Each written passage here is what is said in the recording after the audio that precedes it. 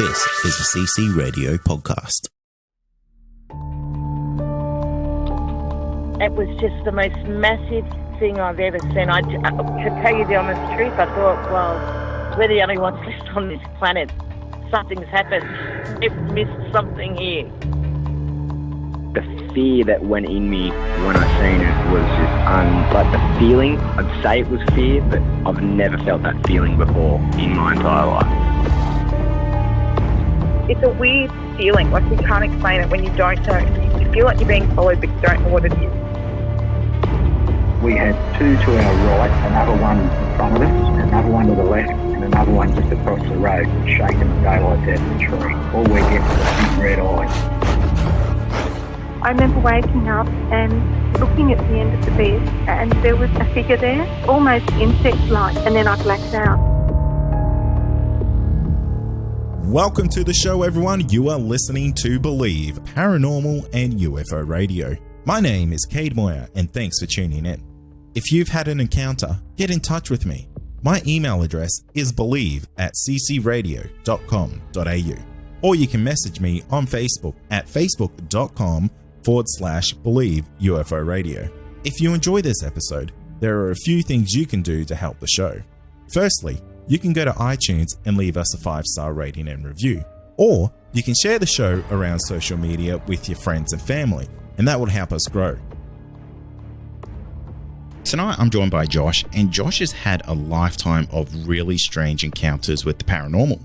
Josh, welcome to the show. Yeah, thanks, mate. Thanks for having us. It's great to have you on, mate. Your email that you sent over is chilling, to tell you the truth. It's quite a life you've lived with, I guess, just really strange encounters happening, and they really started at quite a young age for you. They started around when you're about 10 years old. Are you able to walk us through these first set of encounters and just tell us what happened there? Yeah, well, one night Mum was up with friends and they were having a drink, as it goes, and I went to bed, and where I was living was on a farm. It was an old house, and when in the room, I never really liked this room for some reason. Like, I really hated it. Just got really bad vibes off it, still to this day. Anyways, I'm laying down, and it's very, very hard to explain the feelings it was of, I was laying down on my back, and I felt this extremely heavy presence sitting on top of me. I was completely awake, and I was getting visions of extreme anger and violence, and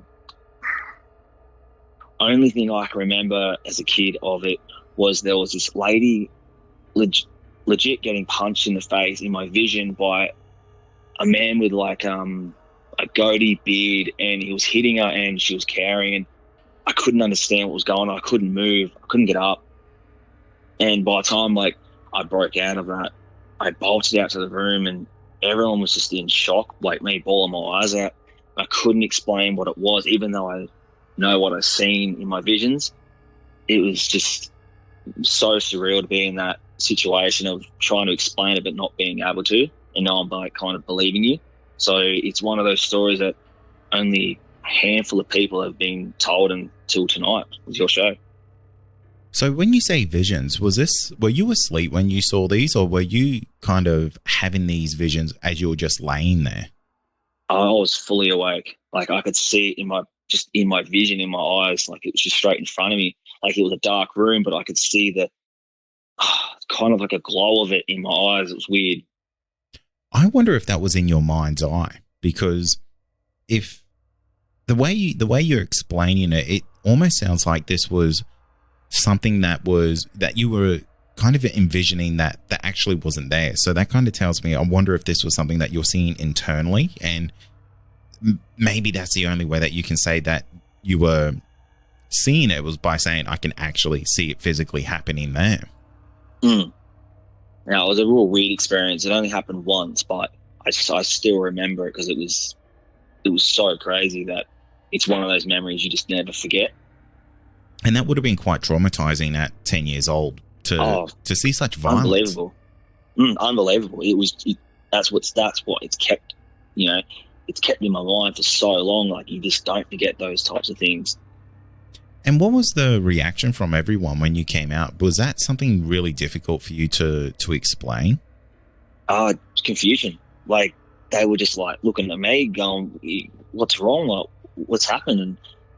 And I remember what I said. I said, there's a piece of hay and it's broken off. That is only words that I could get, like straw. It's breaking in half. That's all I could say. Like, it sounds stupid, but that's all I remember saying to him. I just couldn't get the rest out. And what do you think that was in regards to? Do you think that was you maybe speaking more metaphorically about the straw breaking or something like that? Oh, I could not even put it together if I tried. It's really hard to explain. It's real confusing still to this day. That's why I kind of really keep it to myself, because I think it's like, well, how does that make sense? But I know what I've seen. It's weird. It makes me wonder if you were seeing an actual event happen elsewhere, because there's people out there who are empaths who are able to feel things and see things that, aren't really quite explainable in that sense. And I kind of wonder if you have some kind of ability in that sense, because, empaths usually connect with people or even animals who have are having quite an emotive or an emotional situation happen to them. And I wonder if that's what was going on there. I mean, I'm absolutely spitballing, but that just kind of fits the bill for what I'm hearing. I could never put it down to anything, but what you're saying kind of like lines up when you think about it. Do you find that you are able, and this might sound a little bit airy-fairy depending on how you feel about this stuff, but do you find that you're able to connect with people who are having an emotional situation happen to them? Or do you feel like you can feel people's happiness or sadness? Oh, I'm definitely one of those people who have had a lot go on in their life that very broken, and I love to see somebody happy before, if I'm seeing them, if I can see that they're down, I'm like, yeah, no, I know, I've been there. I know that feeling. I'd really not going to let this person go through that. So I try my best to get through to them and, see what's going on. Yeah, I wonder if that is the case then, because I'm absolutely no expert on this, but I wonder if there's someone out there who does understand this a little bit more than me, because I've only spoken to a handful of people who have, had these types of abilities, I would say, and they may be able to shine a little bit more light onto you. But from what I can see on your email, your life has been quite I guess eventful might be the word I would say here, because this next story, it's quite heartbreaking.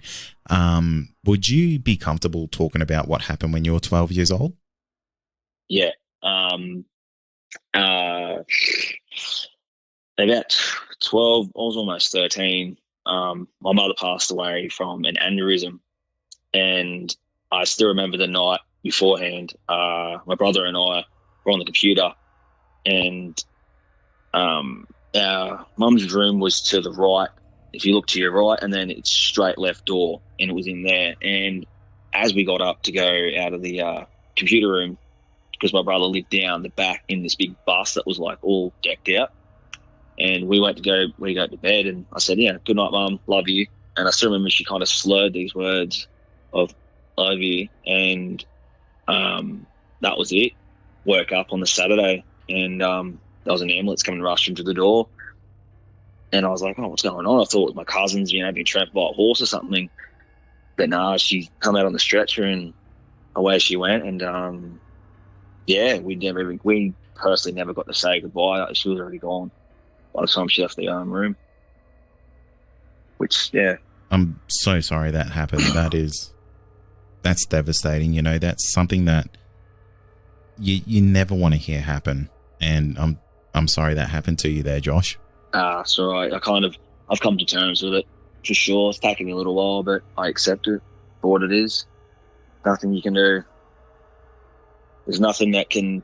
I'm telling anyone here listening, there's, if you haven't been there or you have, there's nothing that can ever prepare you for losing your mother. Is like your rock. It's everything. Especially at such a young age as well. And, that's a pretty tough time for a kid at that age. And to have that happen, that would have been just kind of world crushing. And then the encounter definitely. that you kind of had while there. Yeah. After the funeral, everyone's having a drink on the deck, like you do. And my brother was on the computer, and I was looking for the mattress to go sleep in the lounge room. And I'm looking in the couple of rooms. Every door was very close. It was like there was door there, and there. And I was thinking to myself, I better go into my room. It might be in my room. I was like, no, it might be in Mum's room. So as I looked in the doorway, the lamp was on, and it was just a shade of a light. You could just see in there. And there was no word of a lie. As I put my head in this door, there was my mum. I could see her from waist height. She was in a white, her white top that she was it was like a white top, and her hair was all done really nicely.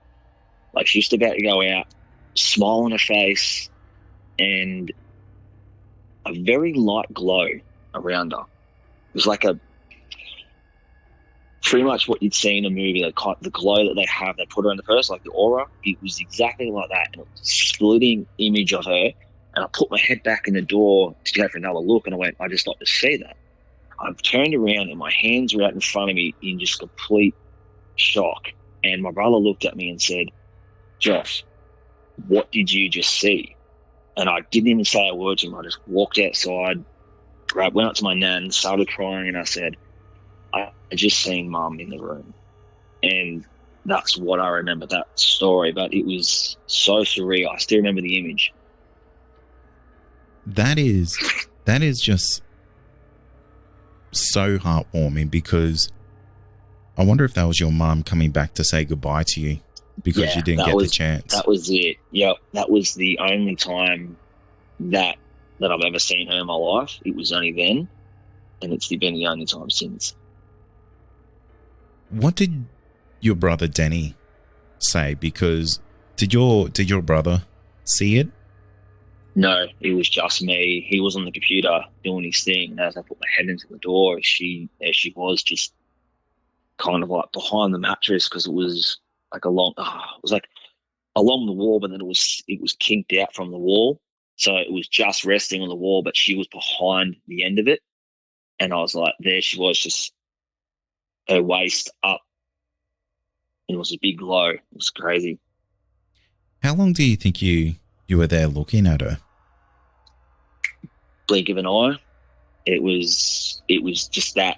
You see it, and then I popped my head back. It was kind of like I looked in the door and looked back, and it was in that time frame of putting a head inside the door and pulling it out. That's about the time. And when you look back in there, was she gone? Yeah. And that's what made me free. That's what made my arms just stand up. And I was like, yeah. It was a pretty crazy thing to see.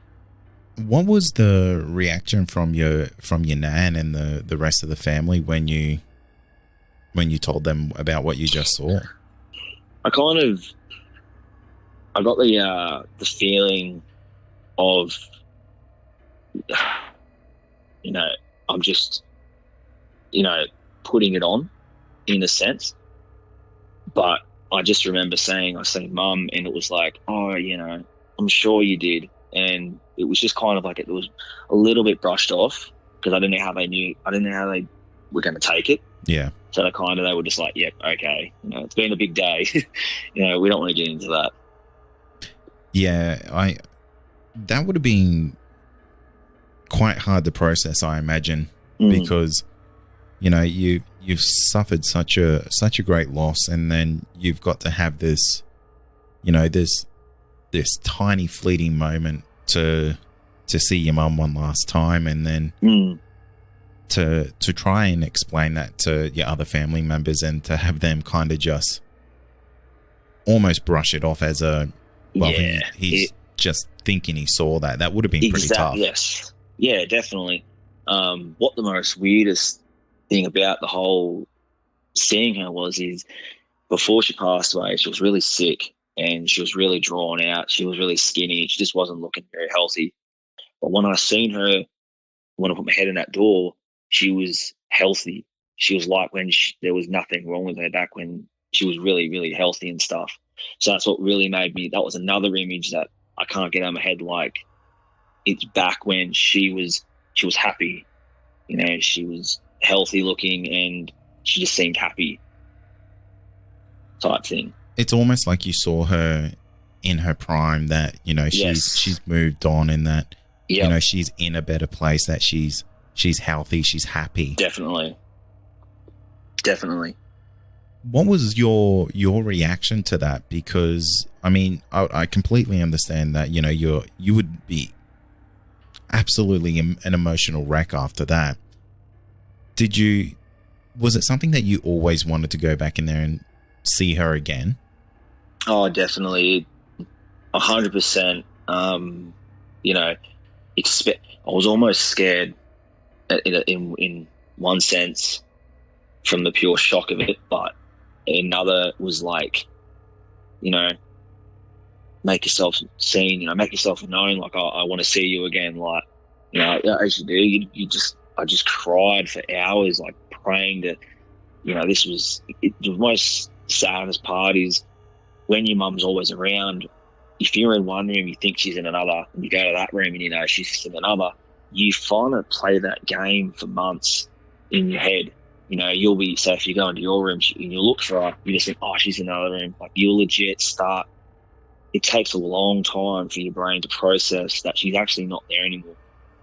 And it's really hard to, you know, going into one room and thinking, oh, she's in the, and then you catch yourself in the moment of, no, she's actually gone. Like, you got to remember that, not think she's just in another room.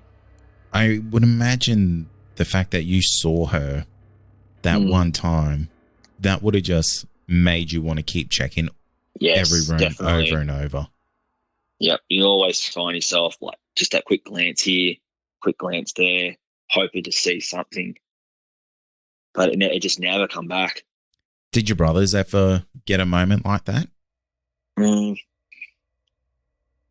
off the top of my head. No, I couldn't tell you at this point. Yeah, I've never really asked my brother. They kind of all, my younger brothers and stuff, they kind of shut it out a bit. They were really young. They were really, really young. They kind of, they just shut it out type thing. But they've never told me any stories. I'm like the only one really to actually see something. What was their reaction about all of this? I mean, they may have been pretty young at the time, but is this something that you've shared with them, I guess, now that they're older? Yeah, my older brother, yes, he's like, that's crazy, because he told me about your show, and I was like, yep, I have to tell people these stories because, you know, they are crazy. Like, not crazy, they are, you know, there is something else. It was definitely real. Yeah. Was there any other strange encounters that you had around that time? And now, a quick word from our sponsor. Also, are you wanting more content? Why not become a Believe Plus member? You'll get access to exclusive podcasts and episodes that aren't available to the public. Not only that, you'll also get our regular feed without any ads. Head to believepod.com/plus to sign up today for just $5 a month. Yeah, I was just maybe a couple of weeks after she passed, I was, you know, everything just kind of went a bit haywire and stuff around the house, and I was sleeping on the lounge one night at 2:00. You know, imagine you're sleepwalking, but you're awake. You know, you can see everything you're doing, but you have no control on what you're doing. I got up at 2 a.m, and believe it or not, I started folding my blanket perfectly like my mother would, corner to corner, just OCD type style. the house was when my mother was around was so clean to get off the floor, legitimately. Just was really bad OCD with it. So I'm folding my blanket at 2 a.m. in the morning, and I find myself slowly doing small things around the house, cleaning and tidying up. I'm completely awake and knowing exactly what I'm doing, but I have just no control over what I'm doing. So I'm just kind of going with it and talking and stuff, not really understanding what's going on. I walked to my mum's room where my stepfather was, and he was asleep. And I put my head in the door and I'm saying, Orville, because that's what she called him. She's like, Orville. I was saying, Orville, where's the vacuum? And I'm thinking, I said about 3 or 4 times he didn't wake up. And I kind of turned back around. I walked out. I sat on the lounge for a second, and I went to pick the blanket up, and I snapped out of it, like your ears popped. And I grabbed my blanket. And I went, "What am I doing?" I looked up the wall, and it was 2 o'clock in the morning. Grabbed my blanket and flipped it over me, and went back to sleep. And I woke up the next day, and I kind of like didn't really believe what happened. And I let that sit in my head for many, many, many years, not thinking much of it. And I finally spoke about it to my brother, and he went, "Oh," he just goes, "I've got goosebumps." He goes, she definitely was in your body, bro. She was there. He goes, "She was making you do that." So I don't know what it was. It was, man, it gives me goosebumps right now thinking about it, because it was legit. Yeah, no, that's a spooky type of encounter, because to not have control over your body and to be doing things that you normally wouldn't. I know if I was a 12-year-old mate, I would definitely not be cleaning the house at 2 o'clock in the morning. Who wakes up at 2 o'clock and starts folding their own blankets and asks for the vacuum? Like, no, it doesn't happen. Yeah, it's not normal. And what was your reaction after that? Because it seems like your brother was a little bit more on board about what was kind of going on there. Yeah, and that was a couple of years after. Oh, that was right. That was a fair few years. This was back like only when I was in my 20s, early 20s, like maybe 20 years old, 22, 23. Like I never talked to people about these things because people won't believe me. But I only tell selected people who are really on that same level. And it even sounds like a lot of your family members were maybe either too young or just maybe completely unaccepting of what you were experiencing. Yeah, definitely. That would have been pretty tough to have these things happen. And did you feel a little bit isolated, a little bit alone because of that? I wouldn't say alone. I just felt like, why me? It's like, what's going on type thing. Like, I thought it was normal, being at that age, you don't know what's normal. So, you're still working out who you are as a person, and this stuff's going on. You're just like putting that in the, I'll look at that stuff later, and then I kind of, locked that away for a while. And then once I was a bit older and I started working out what's going on, and I started remembering those things, and I'm going, oh, that was real. That was hectic, actually. That stuff doesn't happen every day. Does it make you think about like potential other things that happened in that house and you kind of just brushed over them thinking, yeah, that was just normal? Oh, yeah. Yeah. I still remember when my brother was sleeping in that same room when I had those visions, and he would never, still to this day, he doesn't sleep with the light on, with the light off. He always has to have the light on. I always ask because I'm just scared of the dark. He's like bloody 20 now, and he still doesn't sleep with the light off. Oh wow, and really? He's got missus and 2 kids, and he has to have a light on all the time. So I've got a feeling he's gone through something, but he hasn't told us yet. In that same room, because we had a lamp on the floor, and somehow that lamp's fallen over and caught fire on the bed. Oh wow! And the bed caught fire, and I still remember him coming out, and he's like, "My eyes are burning. My eyes are burning." I was still asleep, and I was like, "No, you'll be right. You're all right." Not thinking that's going on. I woke up and the house is just full of smoke, and I'm my stepfather's already gone to work because he went work early. And I was like seeing the smoke, and I was like, whoa. And he was sleeping on the lounge, and he had all these burns on the bottom of his feet. And I got him out of the house, and it was inside the mattress. The mattress was like smouldering on the inside. To put it all out. And yeah, long story short. That room that's really was worrying. weird.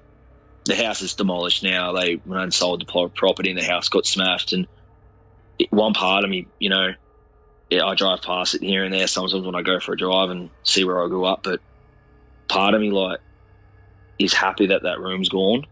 And the part of me, you know, cries because that was that's where I grew up as a kid.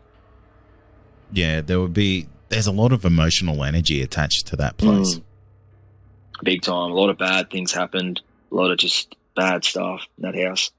What do you think was in that room? Do you think there was just evil in there? Do you think there was just something bad? Something.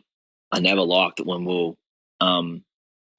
first ever moved in. We never had a carpet. We had concrete floors, and it was just ice cold in that room. And me and my brother, Mum used to go, "Yep, go to bed. Yep, all good." We were really young, like, you know, just like 8, 9 years old, probably younger. And my brother would be like, "You awake?" And as you do, your siblings, "You awake?" "Yeah." And he goes, "Come jump in here with me, man. I'm too, like, we're scared. Like, we just sleep head to toe all the time." It's just something about that room. Even he will tell you the same thing. As I hated that room. He goes, "I hate sleeping in there." If two people are saying the same thing about a room, it's got to have something going on with it, I think, because it's easy for brothers to tell stories and to freak the other one out. And, you know, I used to do that all the time to my younger brother. Yeah. But to go that extra step and actually sleep in a bed together, you know, there's got to be something in there that kind of make you just feel that uneasy to do that. Like, it never...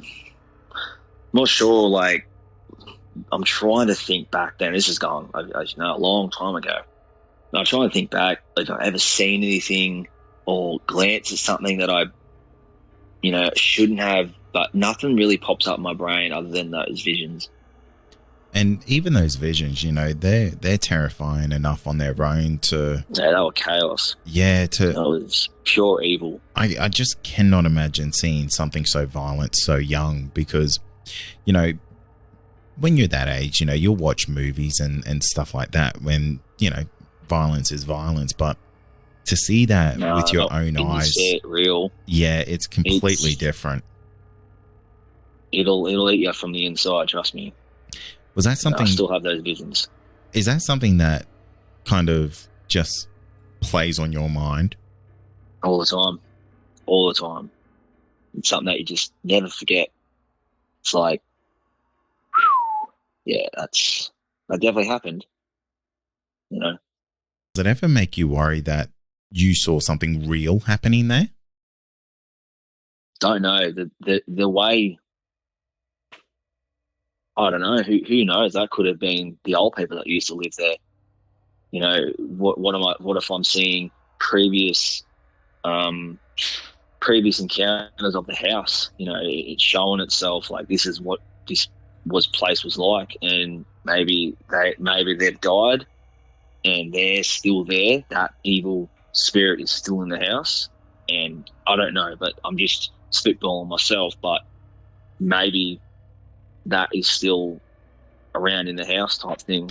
Yeah, kind of like the impression of evil was so bad that it's just imprinted on that house forever. Yeah. Now that I look back on it, I heard back when, I only heard this recently, back when the house was, before my nan brought it, it was very, like outlaw motorcycle gangs used to hang out there. And that was like, it was a big shed, big pinball machines and stuff like that everywhere. And now that I think about what I was seeing, the person actually was, he had goatee, beard type thing and stuff. So I was like, maybe putting 2 and 2 together, something's happened in that place and it's still there. Yeah, it's a great theory, but yeah. It's you know, it's something that you may never know, but I think you're probably on a good wicket there to say the evil that was there was maybe imprinted from a previous resident. Yeah. Well, mate, let's move on, because this next one is this is terrifying, to be honest. Tell me about what happened when you're in this caravan, mate, because I read this email and I can't even fathom it. Can you tell me what happened? No one's gonna believe this one. Even I don't believe it, because things don't, feel things like that. So my brother, we had this caravan, right? So we had this door between it. I had my room at the back. My brother had his in the front, and my brother had his computer chair and his computer set up right at the front, where the front door is, in the front section, where you'd have like a dining table. So we had all that ripped out in our little computer area. And with the lock on the caravan, you had to put your finger inside the door. Anyone would know this who's owned a caravan before. Put your finger inside, up, and then you pull on the latch, pull it down, and it opens the door. Well, 9 times out of 10, my brother would be on the computer, and he'd have his hand there, and he'd lean back and open the door for me, which his hands, I'd feel his hands, and I'd go, "Thanks, bro." Open the door, do what you need to do.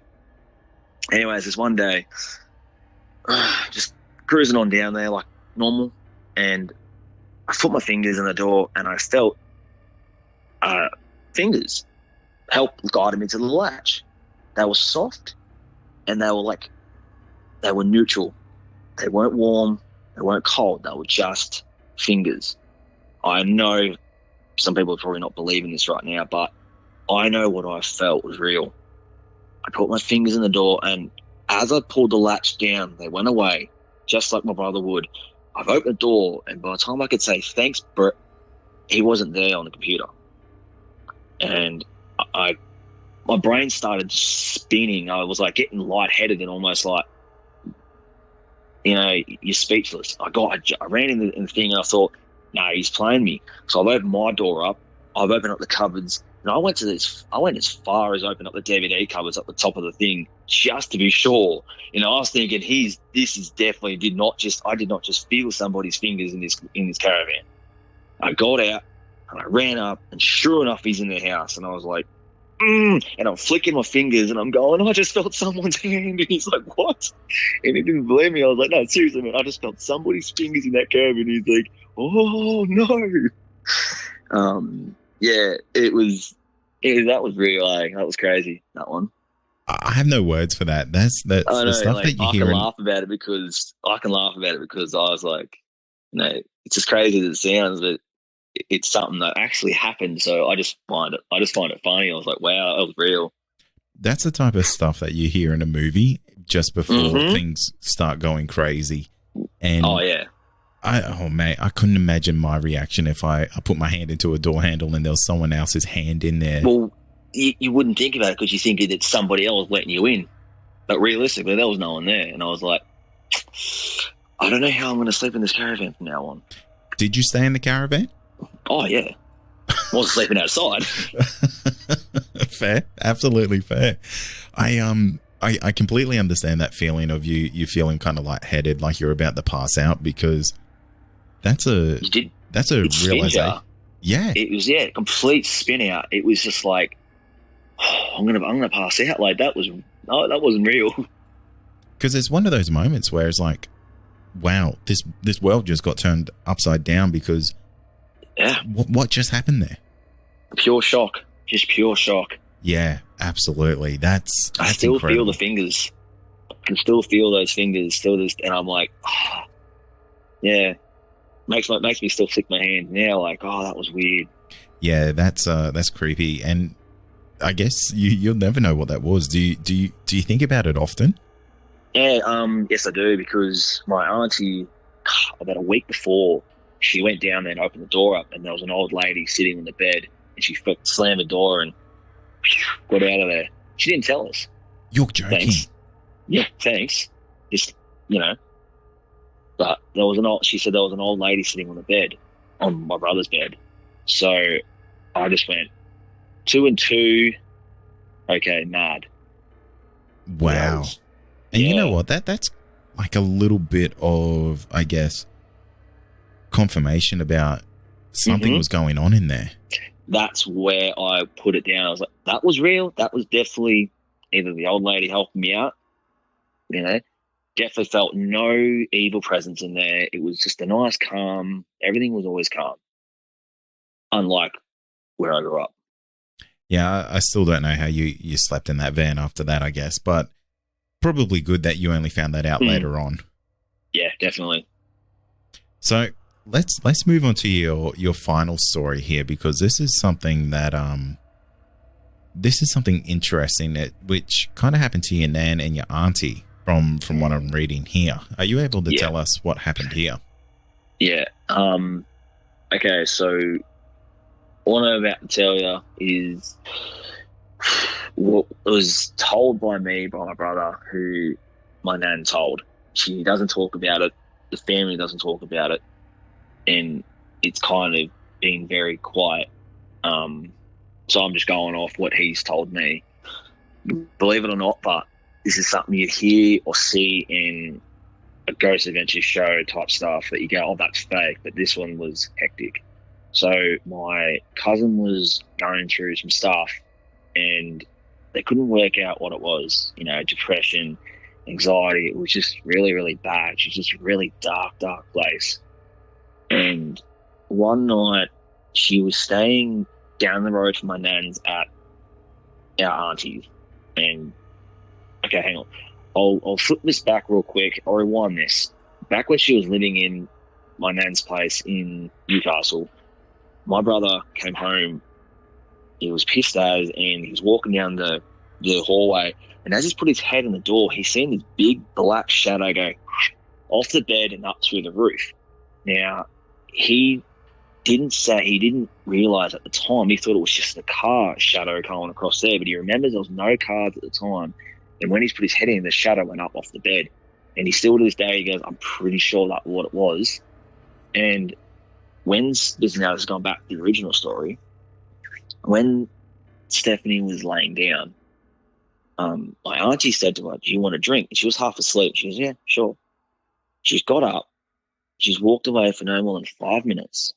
And as she's come around the corner to look inside the door to go to her bedroom, here's my cousin halfway up the wall, pinned. And as she looks at her, she's half at the wall and she just went boom and dropped to the ground. She's woken up and gone, what's going on? What's going on? Oh, I'm getting goosebumps. Oh my God. It's getting real.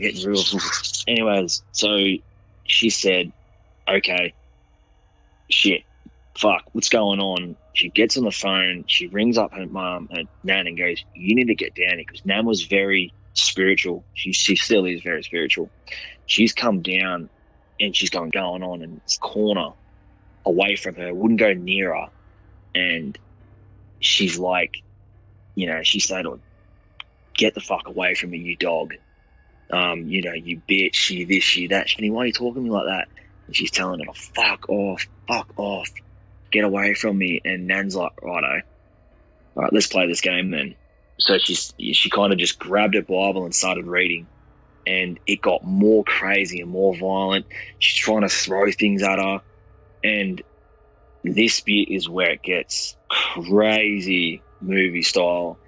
She started getting scratches up her leg, just starting to appear up her leg, up her arms, 3 scratches up her arms and stuff. And she started getting covered in them, and she's going mental at her. And then just kept reading. And by the time it all happened, it all calmed down after a while. I can't remember what happened, but it all settled down. A priest had to get called after, you know, there was heaps of stuff got involved. She had to get gold in a sack, and she had to sleep with the gold. They said it will keep the jackal away and stuff like that. I still don't understand it. But a lot of viewers might understand that. You can shed some light on it. Just she had to sleep with the gold, and they said that she had many, many entities connected to her, not just one. And they said that's the reason why she was so down, depressed, segregated. It was because of that. Wow. Wow. That's intense. Like to have that kind of story or secret in your family, for it to kind of just be kept so close, that's genuinely terrifying. And for your auntie not to want to talk about that, or your nan, I've never even asked. I've never even brought it up, because I know that just like horror, just true horror. Yeah, there's absolutely no words that I can say to go with that, and it genuinely sounds like a genuine case of possession for there to be essentially the legitimate term of supernatural things happening there. Yeah, with the person being pinned up against the wall and then snapping out of it and dropping. There is absolutely no explanation for that, because it defines all physics and possibility. That's why they don't talk about it, because they go, who is going to believe that? You know, who is actually going to stand there and get told that story and say, yeah, I believe you. You know, you just don't. Like, that stuff doesn't happen in this real world. Yeah, it's chaos. It absolutely is chaos. And that's something that you honestly, you really couldn't share that with anyone without them kind of raising their eyebrows. Not many people know at you. that. They look at me and they, like, I've learned to not share my stories to people, because they look at me and go, you're crazy. It's like, no, I'm not crazy. It's just you have never experienced it before. Until you've experienced, then call me crazy. And I think that's a really great point that you make there. You know, I think a lot of people would want to believe that this stuff doesn't happen, and I think a lot of people think it's easier to call those people or those encounters crazy, rather than face the fact that, you know, there is genuine bad things out there that you don't know about, you have no control over. Yep.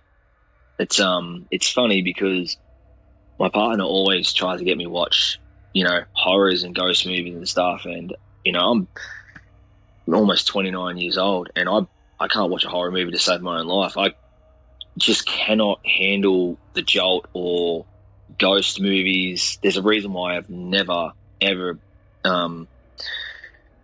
visited a graveyard. Like, anyone says to me, oh, let's go see a graveyard. I said, I'll tell you one rule in life: don't fuck with the dead. That is number one rule that I have lived by. Don't fuck with them. Leave them be. And I think that those are great words to kind of live by, because I always say to people, you know, I hear so many people who listen to this podcast and they say, I want to experience something. I want something crazy to happen to me. You don't. And you really don't. And I think you are a great example of a guest who has had the craziest of crazy things happen to him. And I can guarantee you probably don't want 99% of them to happen to you ever again. No, I see enough in my dreams. You know, my dreams are just horrid. But just, you know, always, I'm just always, it's hard to explain. It's like, you know, it's like the only place they can actually get me. It's when I'm sleeping. It's like they torment me, you know, it's always grabbing my leg in my dream or pulling me down or trying to drown me, or that's why I don't watch horror movies. You know, I said it was like, I see enough of my dreams, babe. I don't want to watch horror movies. I can't stand them. I don't sleep. It's hard to explain. No, I think that's a fair point. It's you kind of live a life that's already filled with enough horror, enough scary things. You don't need to do that for fun. I don't need that. I don't need that thrill. You know, I've got it. Yeah. I've had it. So what do you think of the paranormal and all that after everything that you've been through? Do you think it's something that, you know, a lot more people need to take a little bit more seriously? Because, you know, the things that we talk about on this podcast, as you know, they're very fringe, and I guess a lot of people wouldn't feel comfortable talking about it. And you know, it's honestly the whole reason I do this podcast is to let people come on here and share their encounters, you know, share the things that happen to them, to let people know that they're not alone or anything like that. You know, what's your thoughts, or I guess another way to put that is, like any words of wisdom to anyone kind of experiencing this type of stuff. Talk about it with people who understand it, either been through it or will actually accept it and listen to you other than brush you off, because getting brushed off there's nothing worse, because it makes you feel more cornered.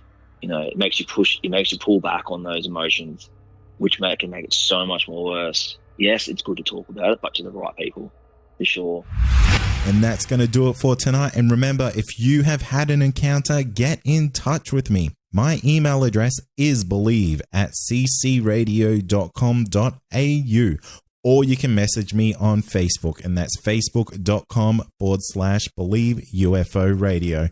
Until next time, stay safe, and you've been listening to Believe Australian Paranormal and UFO Radio.